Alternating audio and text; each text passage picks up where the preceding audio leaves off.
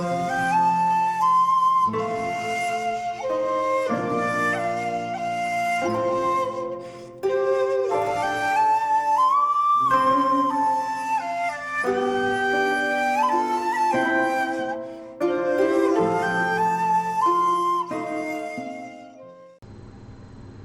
there, this is Solitary Ronan from Solitary Ronan Films, and welcome to another Backlog Cleared video.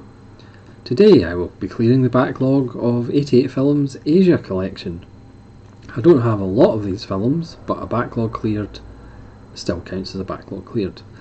Now some of these have numbered spines, and then some of them don't have a numbered spine. Overall I would say these films are fun. Not necessarily greatest films ever made. A lot of them are Shaw Brothers films from the 80s, but there is a couple of corkers in amongst this. But again, let me know in the comments below which 88 Films Asia collection ones that I should pick up, or what your favourite ones are. And we'll just begin. I'm not going to spend too much time. So this is spine number 1, and this is Hex from 1980. This was one of the first kind of spooky horror black magic films that Shaw Brothers did. This has The Studio That Conquered a Continent, an introduction to the Shaw Brothers, and the Hong Kong movie language featurettes. Again, some of these releases have more extras than others. Number 2 is Black Magic. Again, most of them have reversible art. Again, this is a dual format edition, and see, this one literally just has the transfer and a trailer. There is an English dub on most of these if you really want to see a dubbed version. Number 3 is 5 Element Ninjas. This is one of the best ones in my opinion. It's so much fun. Again, a dual format. 5 complete elements, 1 surviving ninja. What could possibly go wrong? This one has a commentary with Bay Logan, who does a lot of work on them. This one is so much fun. I would highly recommend 5 Element Ninjas. Then we have number 4, another really good one, House of Traps. I mean, look at that cover. Look at that back cover with the spikes. What more could you ask for? Again, this is another one that I would recommend picking up because it's a lot of fun. Again, this has got a commentary by Bay Logan.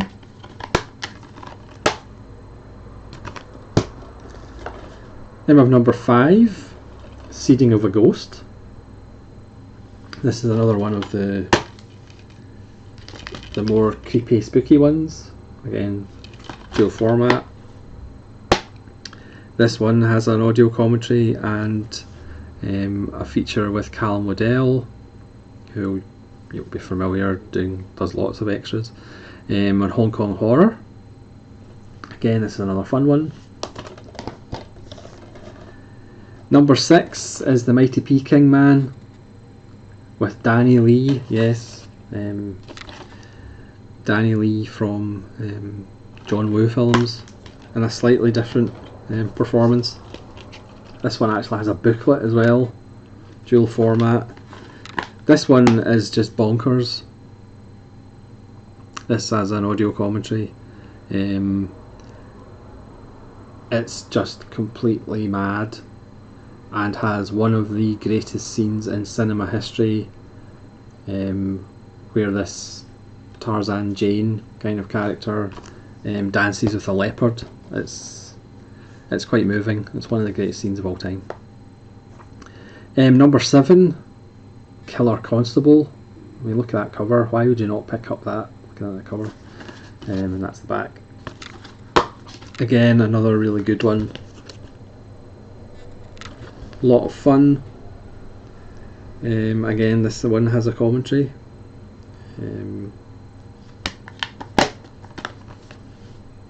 really fun. Number 9 is The Oily Maniac, with poor Danny Lee playing a character who, I can't even remember how he becomes the Oily Maniac, but he can change himself into an oily maniac. That's the alternate, that's the front cover. It's not the best one, but it is one of those, did I really see that? There is an interview with Cal Modell called A Slippery Story. It is kind of based on kind of urban myths about an oily maniac. Number 11 is The Bride from Hell.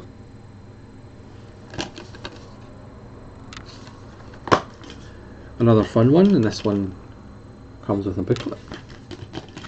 It's a fairly small booklet by 88 Films, but yeah, this one pretty much just has the trailer and the booklet as extras. Number 12 is Bewitched. Again, another possession film, and this one, if I remember correctly, is quite gross in places. Then something a little bit different. Number 14 is Casino Tycoon with Andy Lau. Again, this one has a booklet, and I believe it also had a sequel as well.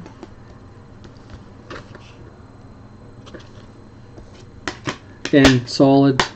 I wouldn't rave about it. Number 15 is another classic one. It's One Armed Swordsman. Strange enough, about a swordsman with one arm. It literally does what it says in the tin. But it's another really fun one. Again, audio commentary, and there's an interview with Hong Kong cinema expert David West. Then we have arguably my favourite one, Spine number 19. It's the Supra Inframan. This is just so good. To quote a lazy journalistic phrase, it's like the Power Rangers on acid, and you get a booklet as well. It's just so good and so daft. Again, Danny Lee.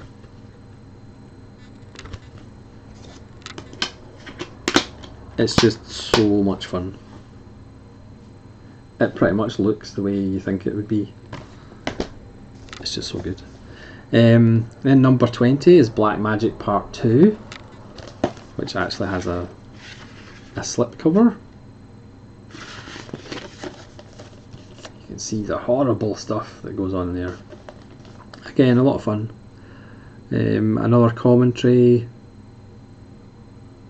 and an English dub if you're that way inclined. And then we have 3 that don't have a spine number. So this is Gifted from 2015, directed by Young Jae Hong. It's an interesting Korean film about a guy who is made unemployed.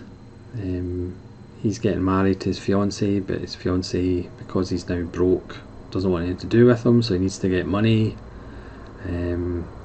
He ends up getting involved with her brother in a carjacking scheme, but that turns a little bit nasty, and it turns into a much darker film. Again, an interesting film about society's expectations. You know, if you don't have money, you're not really worth talking about. And he realises he has a gift for slightly darker stuff. It's not perfect, but it's certainly worth a viewing. Again, it's probably a little bit too long, but a lot of I was going to say a lot of fun, but perhaps not a lot of fun, but it's certainly quite interesting, and it pretty much just has a trailer. Next is Hansel and Gretel, which strangely enough is a retelling of Hansel and Gretel, about a motorist who goes off the road, has an accident,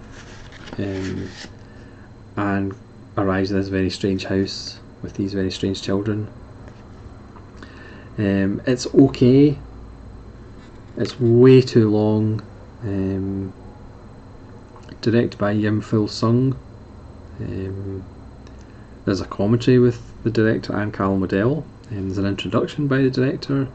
There's an interview with the cinematographer, who also shot A Bittersweet Life, Okja, Bong Joon-ho and Age of Shadows.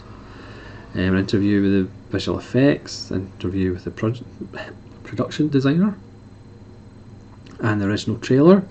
It's a good film. It does look absolutely beautiful, but to me it's kind of a little unfocused.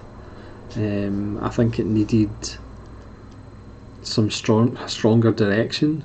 It does kind of drift, and to me it's just not that focused. But it's a good little film, and like I said, it does look beautiful. And finally, Sea Fog from 2014, directed by Shim Sung Bo, who was the writer on Bong Joon-ho's Memories of Murder, and this was produced and written by Bong Joon-ho. Starring Kim Yoon-suk, who you'll be familiar with if you watch Korean films.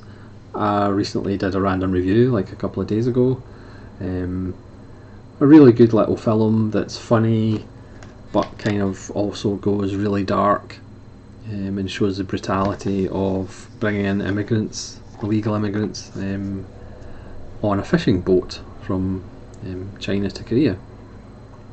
But again, go watch the random review.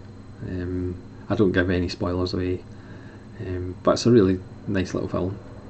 So thanks very much for watching. Like I said, I don't have that many 88 Films Asia collection, but that is the backlog cleared. That's another one down. Again, let me know in the comments what your favourite 88 Films Asian release is, or which ones that I don't have that I really should pick up. And hopefully you'll join me again as I somehow plough through my backlog piece by piece.